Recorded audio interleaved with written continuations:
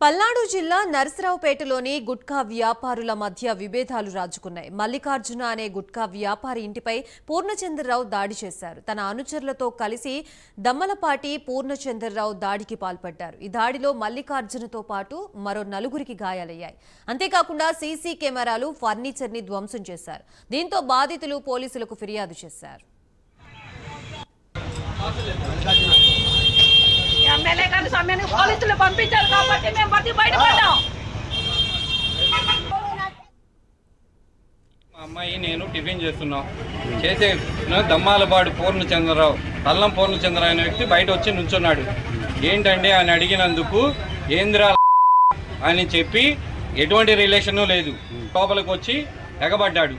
ఎగబడిన తర్వాత బయట 20 మంది కుర్రోళ్ళు వచ్చి సీసీ కెమెరాలు ఇవన్నీ పగలగొట్టడం జరిగింది. ఆడవాళ్ళు అడ్డం వస్తే ఆడవాళ్ళని కొట్టడం జరిగింది. ఎందుకు వచ్చారు ఏందని అడిగితే ఏంద్రా నీతో చెప్పేది, నువ్వు బయటికి రారా, దమ్ముంటే చూసుకుందాం అని చెప్పారు. చీరలు బట్టి లాగారు, కొట్టారు, విపరీతంగా కొట్టారు, అన్ని లాగేశారు. చీరలు లాగారు. నిన్ను ఊళ్ళో ఉండ నువ్వు బతకడానికి లేదు, నువ్వు ఊరు వదిలిపెట్టిపోవాలి అంటున్నాడు. అదేమంటే ఎమ్మెల్యే గారు చెప్పారని మాట్లాడాడు. ఎమ్మెల్యే గారే పోయి దౌర్జన్యం చేసిరా అని చెప్పాడు. తల్లం పూర్ణచంద్రరావు అనే వ్యక్తి నేను ఎమ్మెల్యే గారి దగ్గరికి పోయి నేను నోముల మల్లికార్జున అనే వ్యక్తి వ్యాపారం చేసుకుంటున్నాడు, ఆ వ్యాపారాన్ని ఆపాలి అంటే సరే నువ్వు వెళ్ళు, నువ్వు తీసుకొని వెళ్ళు, గొడవ చేయి, ఆ తర్వాత నేను చెప్తానని ఎమ్మెల్యే గారు నాకు మాట ఇచ్చారు అని నిన్న పెద్ద మనుషుల సమక్షంలో చెప్పాడు.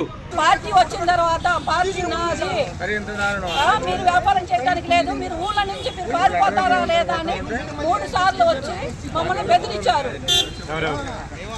కళ్యాణ్ పూర్ణ కళ్యాణ్ రాబాబు, ఇంకొక ఆయన పవన్ ఆయన పేరేంటో తెలియదు నాకు. 3 వచ్చారు. వచ్చి మా మీద దౌర్జన్యం చేశారు. సరే అని మెలకలు ఊరుకున్నాం.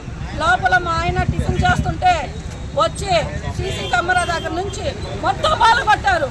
పాల్గొట్టింది కాకుండా నేను ప్రాణ నష్టం జరగబోతుందని చెప్పి మా ఆయన్ని, మా తమ్ముడిని అందరిని లోపలేసి తాళం వేసి నేను బయటకు నిలబడ్డా. దాదాపు 30-40 మంది కుర్రాళ్ళు వచ్చారు, మా మీద ఎగబడ్డారు. ప్రతి సీసీ కెమెరాలు అన్నీ ఫీడ్ అయి ఉంది.